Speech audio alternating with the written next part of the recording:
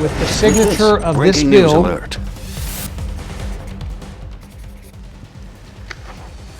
Tennessee is one of the most pro-life states in America. Breaking news this afternoon, that's Governor Bill Lee signing the heartbeat bill into law just moments ago. This bill bans abortions once a fetal heartbeat is detected.